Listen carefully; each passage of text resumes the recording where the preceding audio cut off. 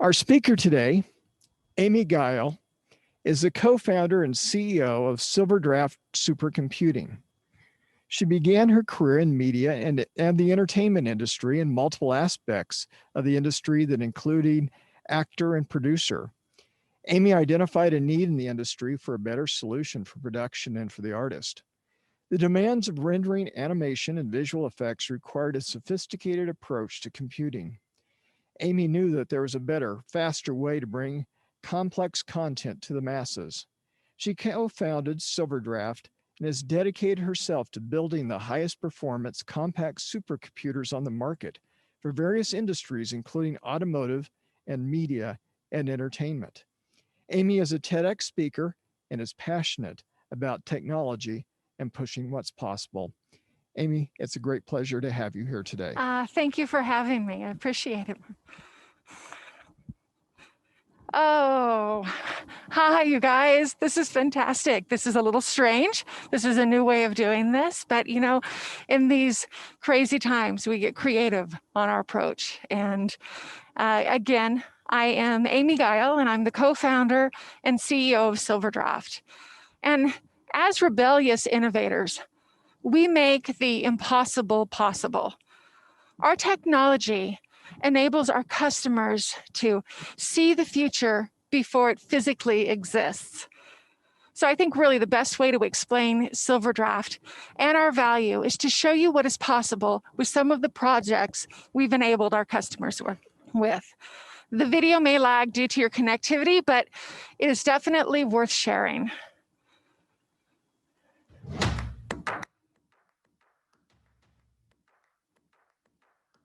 Michael Jackson sued live at the Grammys years after he passed away, placing virtual fans and new marketing opportunities for MLB and NFL. The Weather Channel keeping people safe with life-saving examples. Madonna dancing with virtual versions of herself during the broadcast of the Billboard Awards. Nicki Minaj coming to life as a robot. This year's Super Bowls where graphics materialized on the field. Real-time shadows and reflections done digitally, green screen replacement with LED walls, speeding up production, saving time and money, digital fit, and final finish, no more change orders. This line between the real and the virtual, human and AI have been blurred, delivering amazing results. We now have the technology that can be utilized for commercial use. The demands and opportunities to leverage these technologies is only growing as we accelerate and we enable innovation. One of the things I love to say is that it is easier to move pixels than dirt. But what does that really mean? It means that the world is going visual. As the premier solution provider, crafted around proprietary computing hardware that is powering virtual reality, augmented reality, and artificial intelligence revolution of design and content creation, we are pioneering new markets and leading other emerging markets. To pull each of those projects you saw in the video off successfully, our customers had to do all of the tasks that are listed here. And it's really, really hard. It's all cutting edge. And these technologies, they don't easily integrate and work together out of the box. The explosion of data, the demand for high resolution content in 2D, 3D, VR, AR has completely outstripped the capabilities of the computers that drove those solutions in the past. Before, companies had a choice of whether to solve these challenges or simply live with the delays, limitations, and frustration. However, today, the workflow for what is now the expected way of seeing content and developing almost everything is so complex and challenging that innovators are racing ahead and everyone else, they're just trying to play catch up. Silverdraft is the engine that powers all of these functions and the glue that connects everything in a seamless, turnkey workflow. enabling our customers to win awards, increase productivity, and save time and money, and freeing them to make the best new products in their respective markets. We allow everyone to be creative innovators. What used to take years to create now takes days or even hours. One of the greatest values that Silverdraft offers is making the complex simple. We deliver a turnkey end-to-end solution that performs exceptionally and delivers value. We provide R&D services. We manufacture incredible computers to optimize performance at each step of the workflow. We provide software to enhance digital design and remote collaboration around visual content, and we deliver this content out flawlessly to displays that range from VR headsets to LED walls to VR rooms to massive, massive domes. We have turned our custom development projects into solutions of well-defined products and services. Here's the build out of XR Studios, the largest visual production soundstage in Los Angeles. By replacing green screens with LED walls and ceilings, we can not only bring any location to set, but we can have the visual effects and lighting track with cameras, saving time and money in post-production. By helping our studio clients get virtual production, we're supporting them to get up and running during these challenging times of COVID. Virtual production can also be used for commercial enterprise use cases and live production. Again, giving us real reflections of the landscape, as you can see here on the hood of this car. So, remember when I said pixels are easier to move than dirt? Here's an example that we did for the Hard Rock Hotel in Florida. Every detail was done virtually, saving significant time and money. They had an extremely tight timeline to get done in time for the Super Bowl. All training was done virtually, so as soon as the hotel was finished, they could be open. How did they move trash from point A to point B? How do the maids clean the rooms, etc.?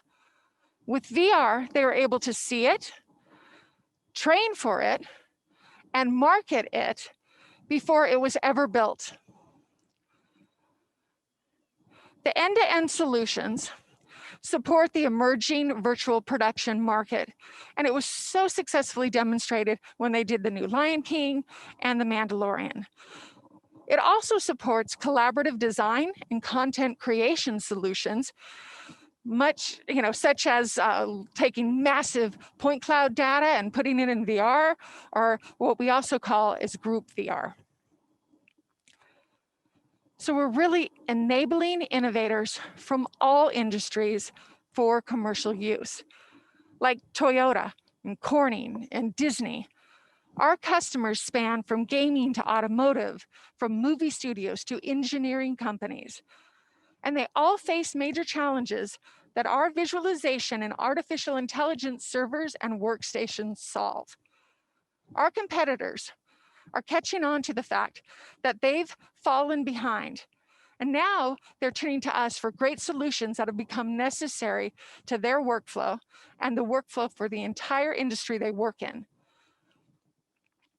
Okay, so now we're gonna flip this on its head and get real and get personal. If you know me,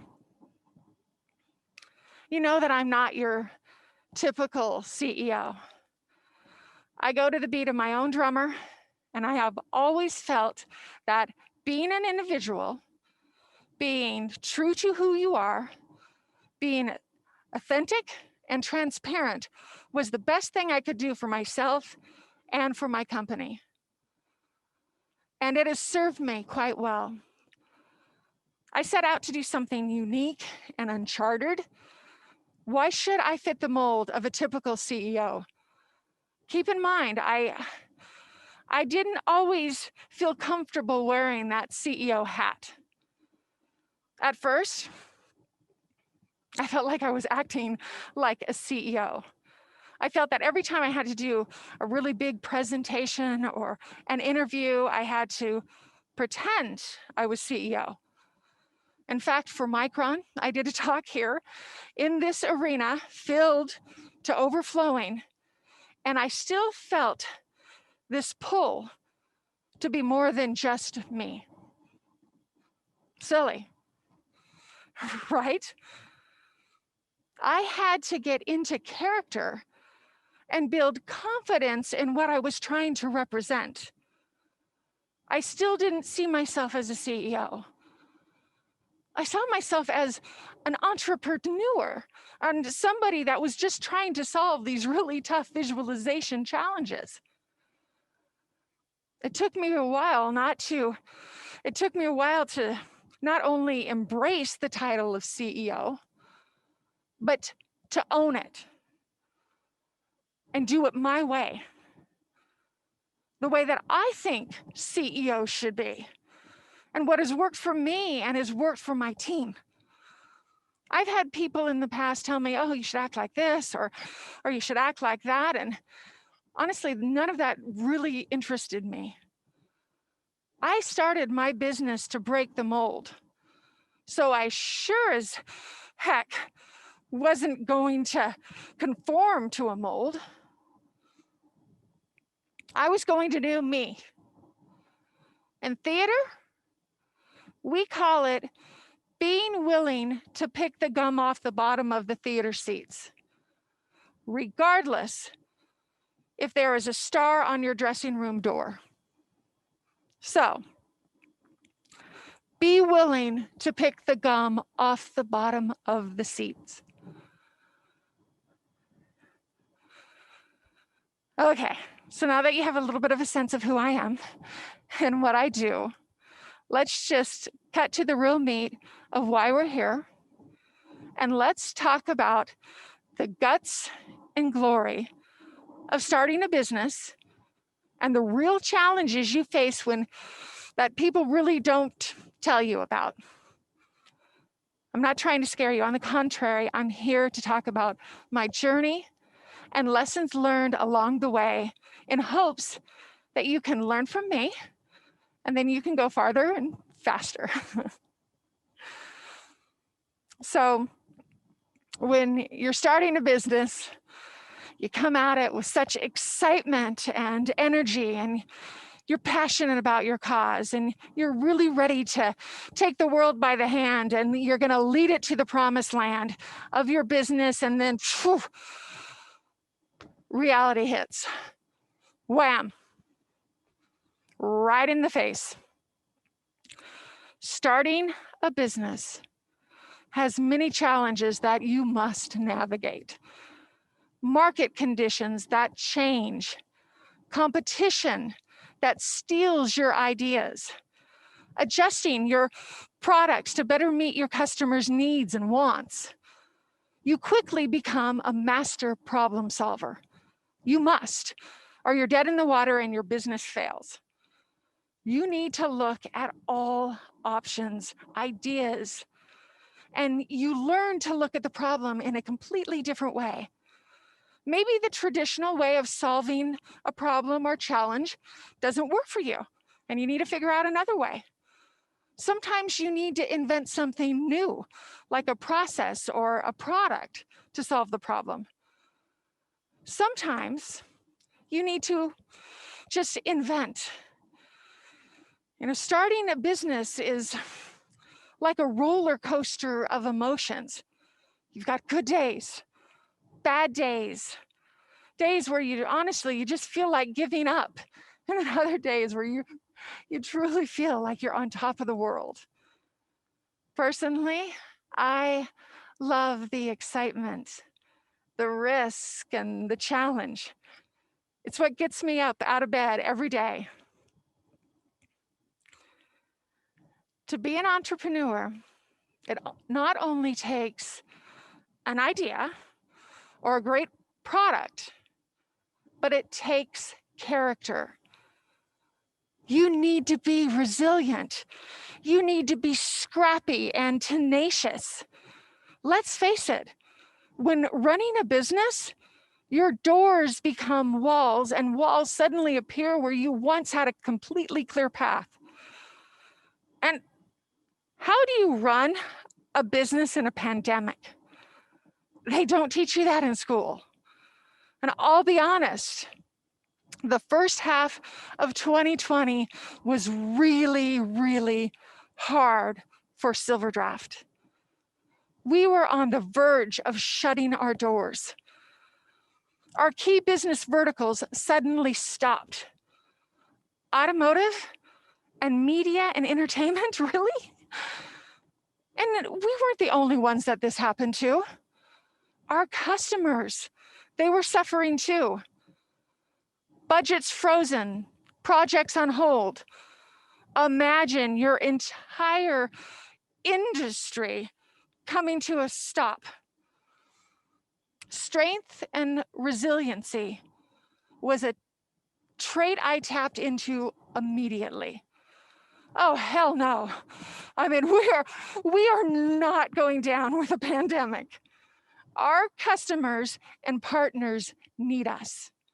We will figure out how we're going to survive. So the first thing you have to do as a CEO is check your ego at the door. Because at this point, it's not about you at all.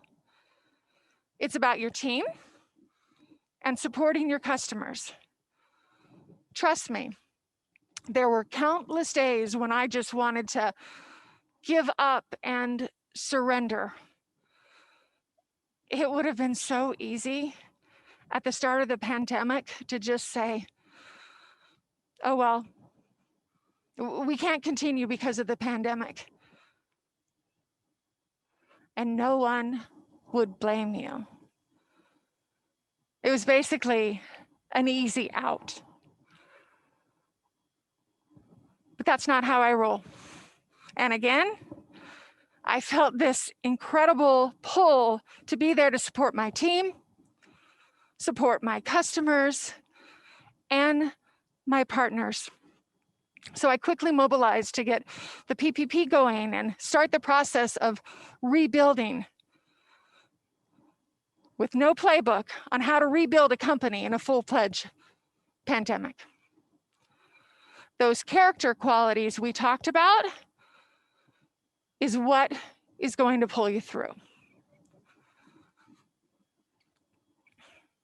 So this seems crazy, but as strange as it sounds, in some degree, the pandemic was a blessing.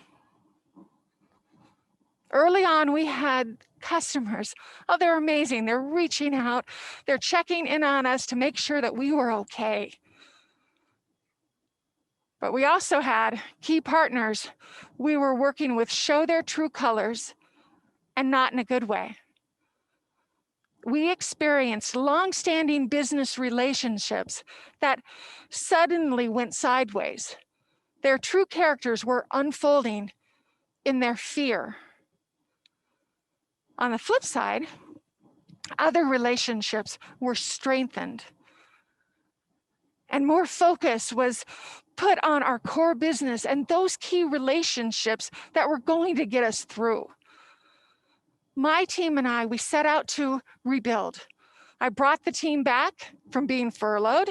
Yes, furloughed. We restructured our pay brackets. We focused on other financial strategies to help get us through. We also focused on small goals and reinventing our strategy to better serve our customers and drive revenue. We were so successful that our numbers doubled last year, all in the middle of a pandemic. We had to survive, and we continue to push forward every day. To do that, I think it's really important to mention that I built my company with one thing in mind: Collaboration. It is the key component in this company's DNA. This collaboration has allowed us to be successful in building an incredible ecosystem. Business cannot survive without a strong ecosystem. I call it the team ecosystem. The team ecosystem is a collaboration of employees, investors, partners, and customers. As CEO, you have an obligation to this entire ecosystem. You need to constantly think of every component on that team to ensure that everything you do has a positive impact. In times of crises, you have a commitment to that ecosystem. Your employees need a place they can work. Your partners need to know that you will still purchase and support them. Your investors need to know that they can count on a return and profitability. And lastly, your customers need to know that you're going to be there for them, support them with your products and your services. You are still there for them. All of them, adjusting and adapting and meeting their needs. I like this slide. So it's funny because you hear all these business success stories, right? And in your mind, you're thinking, oh, the path on the left, that's what it looks like to start and grow a business. And I'm sure that there are a few cases like that. But the reality based on my experience and talking with other people in my network is that the real path is a lot more like the diagram on the right. It's messy, ugly at times, and there's a lot of bumps and bruises along the way. Let's face it, it's not pretty, but you learn to embrace changes and be resilient and to look at your failures as not a bad thing, but a good thing. Failure helps you define the right path. They are proof points that you are trying things and understanding what works and what doesn't work. And oftentimes those failures are the things that lead you to success. They help you to find your capabilities, and they for sure test you and your resiliency.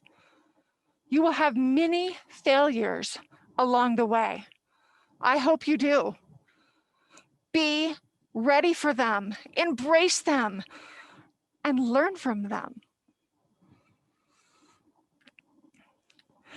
So one challenge that you will have is with your employees or other members on your team. Hiring the right people is a total gamble. Sometimes you have someone with all the right qualifications who just doesn't fit in. Or sometimes what you thought they could bring would be amazing things to your business, but that ends up not working at all. And as strange as it sounds, employees are like shoes. Sometimes you have the greatest looking shoes. And by the way, that can be any kind of shoes. That can be heels, that can be running shoes, it can be loafers, it doesn't matter.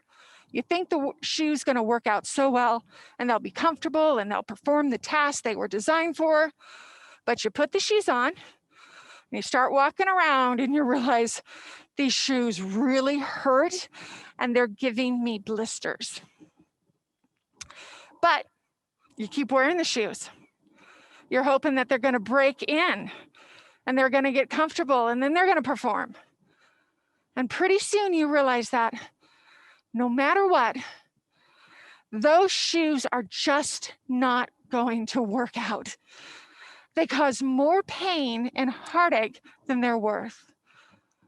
Hiring people can be a lot like shoes. Sometimes you find people that fit, and sometimes they don't. And the hardest part is you have to try them on and wear them for a while before you really know if they're going to work out or not. A silly analogy, I know, but it is a challenge that every business is faced with. So I thought it might be helpful to share some lessons learned about starting the company. My hope is that you can take these lessons and apply them to your own journey. Maybe you start a business, maybe you don't. Not everyone has a desire to be an entrepreneur. But here are some things to keep in mind. Lesson number 1. You have an obligation to something bigger than yourself. Remember our earlier conversation about your ecosystem? This is what I'm talking about. Once your company or venture starts to take on a life of its own, you have an obligation to that ecosystem to keep the gears running and moving forward in a positive way. Trust me, this is the thing that keeps me up at night. I care deeply about my team, my partners, my investors, and my clients. We're all in this together. So it is important to keep that ecosystem healthy, alive, and thriving.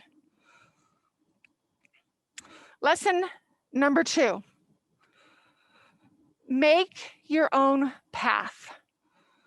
Be your own boss. It is okay to get advice and guidance from others, but use that as data points and possible options. Do things your way and be authentic. Trust your instincts. Your authenticity and your character is what is going to drive the company in its early stages and get you through the tough times. Your authenticity is what attracts people to want to work with you or for you. This is what sets you apart from others. It's the passion and the energy that fuels you forward and strengthens relationships. Lesson number 3, be open to opportunities. Yes, you need to be focused. Yes, you need to be goal-oriented and work to meet those goals. But you should also be open to new ideas and new opportunities. Change is always happening. Markets shift, technology advances, pandemics happen. If you want to survive, you can't get stuck in a rut. You need to be open and willing to shift your mindset and your business to addressing a new need, a new problem, or as I like to call it, an opportunity driven by risk. Lesson number 4, character. We talked earlier about the character strengths you need to start a business, but I'm going to go deeper than that. You need to develop your character to listen. Customers will tell you everything you need if you just listen. Your employees will tell you everything they need to be successful if you listen. Same goes with your partners, and same goes with your investors. Now, meeting those needs are not always possible, but you develop a deeper understanding into their world and their perspective because you are in tune with those needs, and you can identify possible solutions in the future. I cannot tell you how incredibly important it is to just listen. The other character trait is your promise and your commitment. People are relying on you. Remember, my sleepless nights are because I worry about my ecosystem team? I want to make sure that I am there for them, that they know that I have their back, and that when I commit to something, they have my word and I will deliver on my promises. And the last lesson, lesson number 5. Don't feel that you must have all the answers now. Your journey will be your own, and you will have your own set of challenges, your own solutions, and your own ecosystem team. Have a plan, but know that the road you started may not be the road you stay on. You may need to pass. People and ideas, they will come and they will go. So be open to change and use your failure as lessons. Surround yourself with good people that are smarter than you are. Assemble a good tribe of people that believe in what you're doing, are willing to help, and who are not just going to agree with you. Know that even though you are committed and you have the obligation, that does not mean that you have all of the answers. Lastly, show gratitude and love to everything that you do. Because as you look around today, you can see that we all need each other more than ever. So let's be kind and be respectful and compassionate to one another. So again, thank you. I am Amy Gile. I'm the co-founder and CEO of Silverdraft, and I really appreciate all of you for listening and allowing me to share my story with you.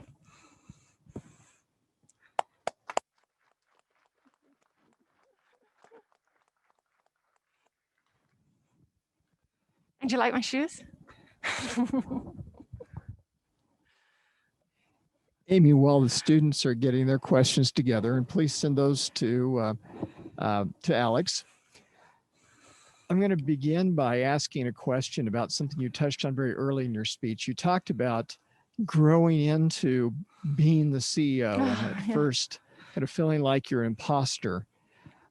We even have some students that feel like that as far as being in college. Mm-hmm. How do you gain that confidence and that command that you can do that task that seems intimidating? No, I honestly, you have to kind of step back from yourself a little bit, and no one knows your business like you do. No one knows your true self like you do as a student, right? And so you just have to step back from yourself a little bit and just say, it's okay, and I'm enough, and this isn't about me or them. This is about learning and driving something else forward.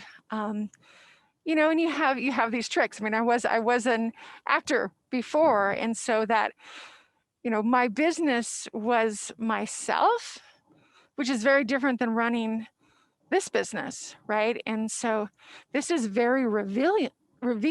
I mean, I had the shield of another character. And so, you know, I think that as each of us look and present ourselves, you just have to step back and be proud and okay of who you are and know that you're enough. And if you're not, who cares, right? Like, what's the worst thing that's really what's the worst thing that's gonna happen, right? So I'd say that's the most important thing. Thank you. Awesome, thank you.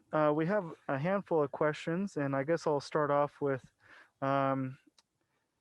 throughout the growth of your business, it sounds like things have altered a little bit, and some students were curious about the culture that you've created, and what were the impactful decisions or messages that you gave to your employees and also clients about the culture that you had created with your company. That culture is really critical. You know, I would say that with my team, they all have a voice and no idea is a bad idea. And the willingness to, speak up and, throw ideas out there and fail and be okay with that has been absolutely critical. And they're all very on board with that. That took a little bit. I think the other thing is, don't take credit for other people's work, right? It's okay to pat yourself on the back, but it takes the full team. And so, elevating and supporting each other in that, and that translates over to our partners and our customers, because what's really important is, no matter what, with regards to our knowledge, when we step into that room with our customers, and we'll do these, we'll go old school and do big whiteboard sessions on their tech strategies, and we do not need to be the smartest one in the room. We're there to collaborate with that client or that partner to solve something. And to solve something, you need to work in collaboration to do that. And so we have that perspective as our team as a whole, from engineering to marketing and then we carry that over with our clients, and it works really well, and we give them very good service because of that. Well, thank you. Yeah. There's a couple of questions, and I'm going to combine them. How do, in times such as the uncertainty that we're facing with the pandemic and everything, how do you stay motivated? You spoke about times where you maybe felt like you weren't motivated. So first, how do you stay motivated yourself? And secondly, how do you resonate that theme of motivation to your employees? So, transparency. And maybe this is the thing that is different with me as a CEO, because there's this fine line of how transparent should you be with your team or not be. But my team is building this company with me. I'm not doing this alone. And how can I expect them to be fully in it and building it with me if I'm not transparent and we're not doing it together? And so my team motivated me, my partners motivated me, my clients motivated me, and that transparency of, okay, we're going to do this together. And my team really stepped up. I mean, yes, we did this short furlough. They didn't furlough. They were completely still here, still with me, driving the company forward, and and I incentivize them, and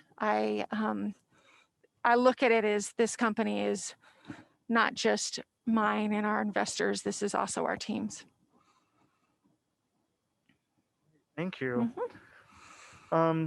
The question is in the chat, and it kind of resonates from one that you touched upon last time that you presented. But can you explain maybe a little bit of the struggles that you might have faced being a entrepreneur and a CEO within the industries that you were working with? Specifically, you had mentioned the motor industry and the challenges that came along with it. Do you mind speaking a little bit about that?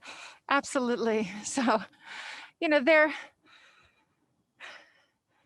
there were a lot of challenges starting out. I mean, I certainly, coming from the media and entertainment side as an actor and a producer, I'm going to start a supercomputing technology company. What?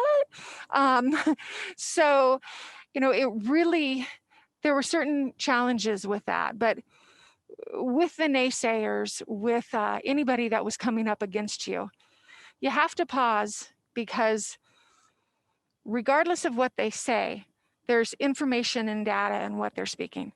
And so you can utilize that. Sometimes when you just sit back and listen and you pause, so kind of going along with listening is taking a breath and pausing, you learn things and you can approach things in different perspectives. And so it certainly was challenging from a woman to, coming from one industry and going into another, especially very male dominated industries. But I think, the story you're probably speaking to is in automotive, and we took a big risk, and there was opportunity for a solution we were working to solve in automotive that I didn't know anything about automotive.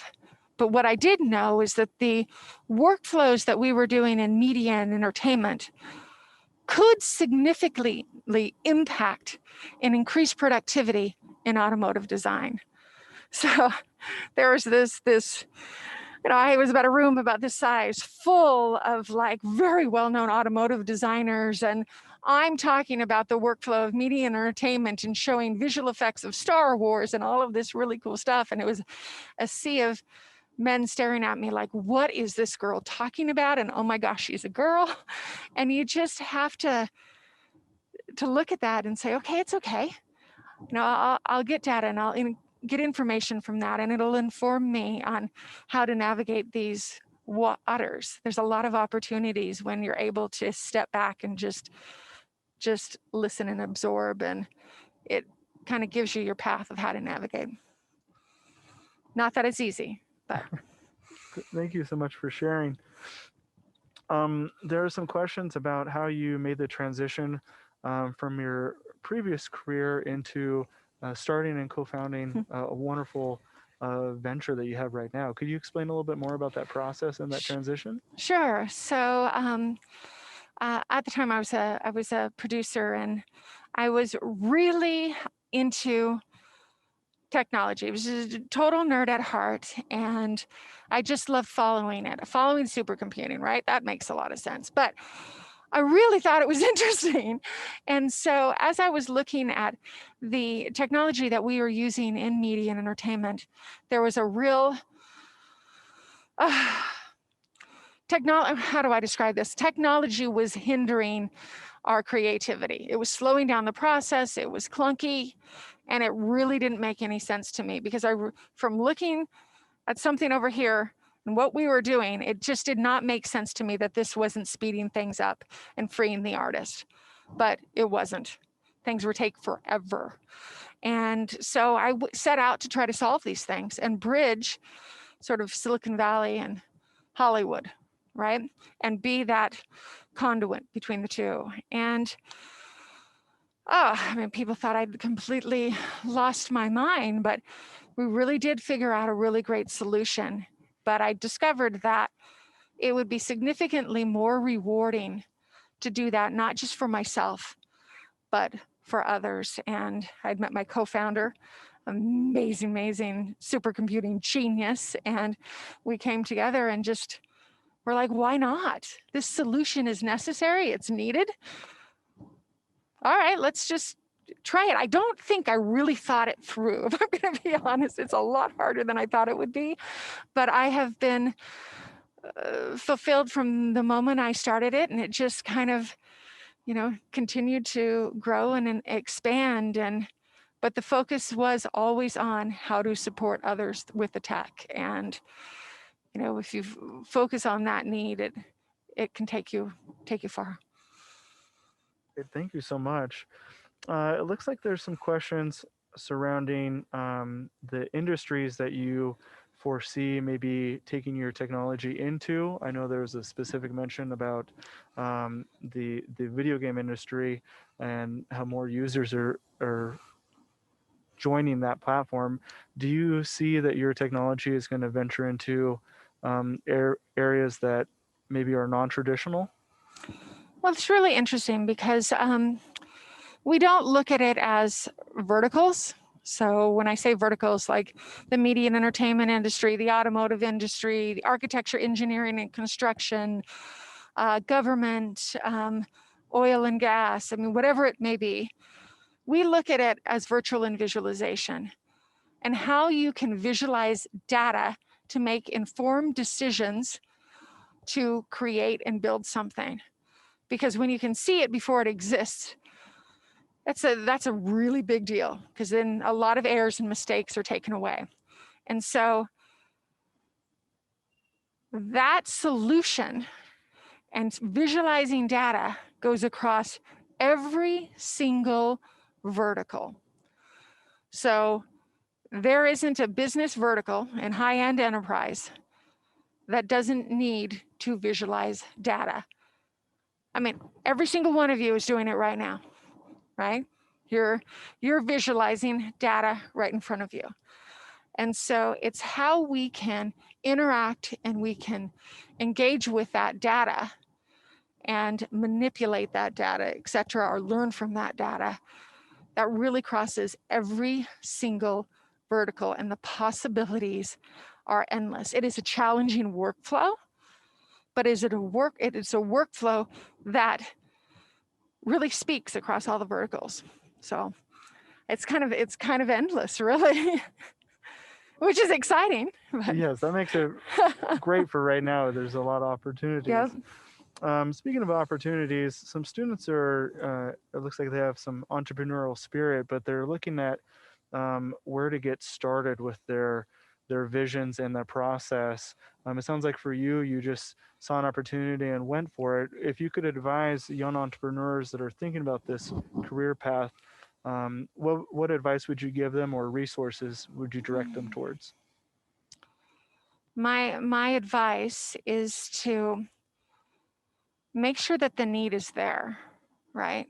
That whatever it is you want to start, that is going to solve some sort of a need or problem or challenge, or so that you're not creating something that, oh, this is so fantastic, but is it really necessary, or is it really needed, right? Even if you scale it and you grow it, is the value there? Because you can spend a lot of cycles on something that you think is really fantastic, and it may be cool and it may be all of these things, but can you really build a business around it? Because you need to build the business around whatever that product, service thing is. And so you got to look at that broader picture, and then really map out your vision, right? And start sharing your thoughts and vision with others, and get perspective and feedback on that, and tweak things. And then honestly, if it is driving you and it makes you really excited and you have passion around it, and it's not just about this, go for it. Just go for it. And you don't have to listen to naysayers. So when you're talking to other people, it's not about, oh, is this good or is this bad? It's, you got to hear all of that, because then you can pull that nuggets out that will inform you on what it is you're doing and what it is you're building. And talk to other entrepreneurs. Always, yeah. Yeah, right now is a great opportunity for these students to gain that wealth of information, and definitely continue to seek those opportunities. I know you had spoken a little bit about your technology being very innovative and ahead of its time. Something that we discussed in our course here just recently was maybe sometimes shelving technology that might be a little bit ahead of its time. Could you speak a little bit about that process and how difficult it is to put something that's really exciting and you're passionate about on the hold for a potential future date? Oh, yeah. I mean, it's interesting because technology really does move really, really, really fast. However, technology moves very fast, but the people that are going to use the technology and may need that technology, that adoption may not be very fast, right? How do I use this? How do I incorporate this into my current workflow? I have a way of working. This will be too disruptive. So there's this fine balance between this is what the technology is and what it can do, and it's moving. And if I don't get that out, then maybe someone will surpass me. But then what's really needed and what's going to be used, because you can make really, really cool things. But if it's not needed and it doesn't solve what we say, solve the need of the artist, then it's kind of irrelevant. So there's this fine balance there, and it's a difficult thing, because you can be too far ahead. I mean, we certainly were. We were solving pain points that our customers were like, real-time rendering? oh, no, we don't need real-time rendering. That's when we play ping pong and it's bacon in the back. And I'm like, what? I mean, if an artist has that stream of consciousness and is changing things, that's not important to you? No, it keeps the customer, it keeps our artists happy when they get to, go play ping pong or come back 2 days later, and which truthfully didn't make sense, but you had to work around certain parameters, right? And so, really, I think that's one of the hardest, I would say one of the hardest things is to really know, but you can kind of do just pieces of it, right? And kind of let it out slowly. We certainly have with our tech, because our clients weren't ready for it. We just need to get them first in VR, right? Let's get them in VR. Let's just have them see what is possible there, let alone be able to design the car, slice it in two, do crash testing, do all of these things, right? All was possible, but you had to understand how you introduce the tech into their environment, in their workflow, so that they could adopt it in a slow way. I think with COVID, it certainly is speeding things up, and they're understanding the greater pain point around it. Thank you for your insights. Yeah. There are some questions, and I'm going to try and lump them all together. In the early stages of starting your business, as we are starting to cover in our coursework here, entrepreneurs have to make a decision on where funding is coming from. And what were some of the struggles that you found with the starting of the company, and what would some recommendations be for outside versus internal funding, things of that sort? Oh, that is good, because I think I did it all wrong. So, but I honestly, that is one of the greatest struggles, is capital. And, how do you fund the company? How do you fund it wisely? How can you, conserve your cash to, stretch things out as far as you possibly can, but you're still driving forward? I would say for me, it was very challenging. I'd never done it before. It's very different, getting funds for a movie than it is for a business. But I really went kind of the angel route. I think the key thing is to really make sure you flesh out your big idea and your concept. And then with that, you get it down to a really tight 10-minute pitch with all of the key financial questions that will be answered within that 10 minutes. It can't be about the passion and all the excitement, which was my hardest thing, right? I needed to still my hardest thing, because I get so excited about what we do. But you really need to strip it down to these critical points that investors need to know and have understanding around. Because if you don't answer certain things within that 10 minutes, they won't have further conversations with you. And you don't have to get everything in that 10 minutes, but you do need to get the key critical things. So it's important to research that, understand that, and then have a true grasp of not only what it is that you do, but what specifically you would do with those funds and how they're going to get their return back. Thank you. It sounds like we can all learn from the insights of someone that's gone through it before. So thank you for sharing. Yeah, from all of my mistakes. I did it all wrong. It sounds like when you had to go through this opportunity of seeking investors for capital, that there was a struggle, and a lot of the questions are pertaining to this, is how do you bridge a connection with someone that you don't really know, but you want to become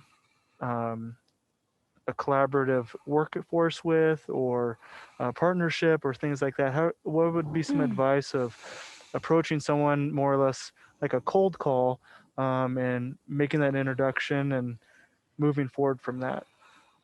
I think that the critical thing with that is don't try to sell them anything, right?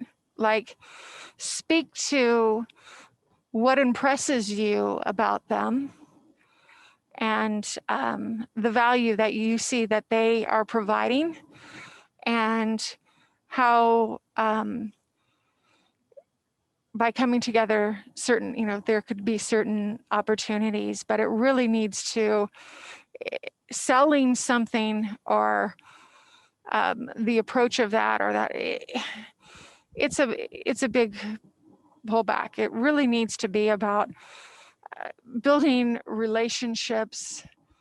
Ask a question, ask advice, share the things that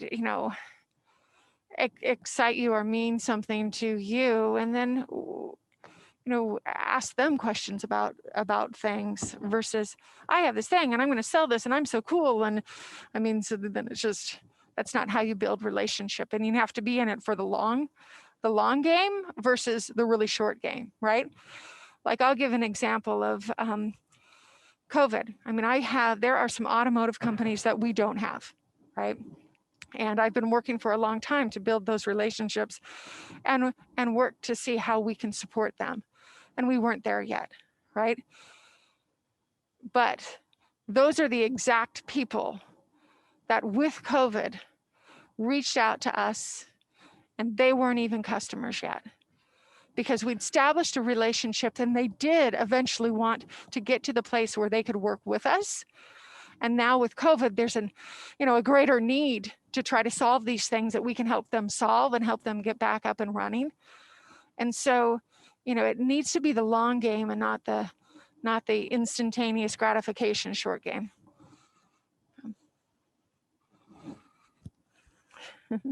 Amy, maybe one last question. You were talking about during COVID, how you acquired these new clients. And you had mentioned earlier that first 6 months of COVID, that things just came to a halt and sounded like the company was in peril. And then you ended up doubling your sales, doubling your numbers. Tell us how you made that turnaround. It wasn't about Silverdraft or us. It was about, okay, we have this technology, and how can this technology be used in other ways to help our current clients? I didn't focus broad.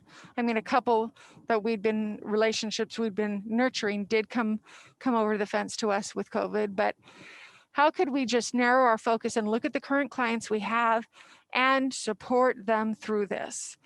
How could we gain understanding of how they were getting through this time, and basically, let's use our technology to help you, right? And I think that just focusing on that and blocking out the other noise and looking at how we can use that tech in creative ways to help enable our clients, and who those key partners were going to be during this window to help get us there, was probably the biggest thing.